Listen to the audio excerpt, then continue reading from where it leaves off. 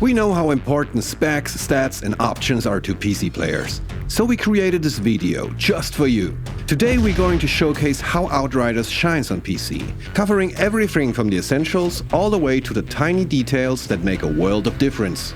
Here are the topics we'll be covering in order. Fundamentals, the bare necessities such as system requirements and graphic settings. Quality of life improvements, the things that will generally enhance playing experiences. And extra goodies, aspects that may enhance your enjoyment beyond the game based on the hardware or software you own. To make it easier to skip to the sections you want to watch, we've added time codes to the description below. Otherwise, sit back and let us show you what Outriders on PC has to offer. Let's start with the absolute basics here, system requirements. As you may see, our aim here was to target a minimum of 60 FPS, regardless of what spec machine you're playing on. With CPU from 2012 and GPU from 2014, basically if you bought a desktop from the last 6 years, you'll be fine. To be completely honest, we tend to market our games using high-end PCs, but are also aware that the average gamer may not have such a setup. We want to be transparent here, so take a look at this short segment of gameplay using the minimum, recommended and ultra settings. And this brings us neatly to the all-you-can-eat buffet for all you GPU lovers.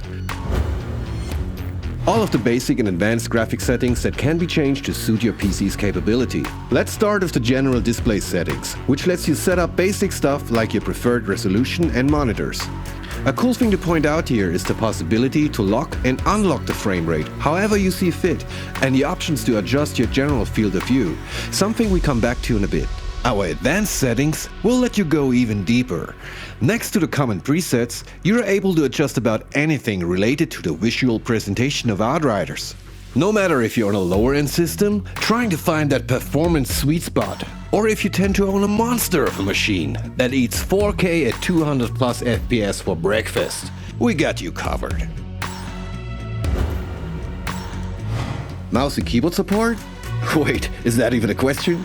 Of course we have that, and as typical with most PC games, there will be key remapping functionality to suit your personally preferred layout. More of a pet person? Outriders will also support most first-party controllers including Steam, Xbox and PS4. We've integrated support for 13 languages, with the majority including interface, full audio and subtitles. Das auf dem Gang war Seth. Was macht er denn hier? Ignoruję prośby o pomoc. Nie jest po waszej stronie? Seth, il est du côté de personne. Tienen anormales, são pesadillas caminantes. A gente tem sorte que o Seth aparece para enfrentar eles às vezes. Когда это совпадает с какими-то его интересами. Эй, блин, что ты... Tu non hai la minima idea di che inferno sia, Outrider. Creímos escapar del apocalipsis. Creímos poder empezar de cero.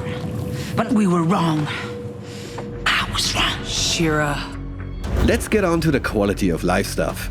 Different players prefer seeing different things in their HUD. Some want the whole shebang, enemy damage numbers, minimap, quest triggers, a lot, and others prefer a more minimal approach, so we made sure to include options to customize your UI however you like. You can watch our video about this here if you fancy more info.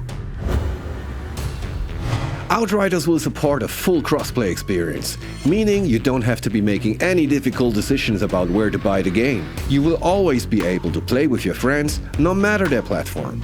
Hey, you're welcome. We've got you multiple monitor and ultra-wide screen elites covered too. Outriders will feature native ultra-widescreen support to feast your eyeballs on gorgeous vistas or bloody battlegrounds. I mean, we can't show this in all its glory here within a 60:9 video, but trust us, it's there. The field of view slider I mentioned earlier will allow you to fine-tune exactly how much of the battlefield you want to see. With a wider FOV, you get to see more around the edges of the screen, and might be easier to pinpoint where your co-op allies are, but makes targets at a distance smaller. That shouldn't be a problem for you precise shooter players out there though, right? This will alter the output resolution on the fly, depending on whether what is happening on screen is creating a processing bottleneck. Essentially, DRS preserves frame rate and graphics quality by temporarily reducing the resolution until the blockage has been bypassed. Theoretically, you won't even really notice when DRS kicks in, but It will provide a huge performance increase in certain systems, and it can also prevent slowdowns or hitches across all systems, including high-end machines. And on that note, here's another brand new feature we haven't talked about yet. We are proud to announce the support of NVIDIA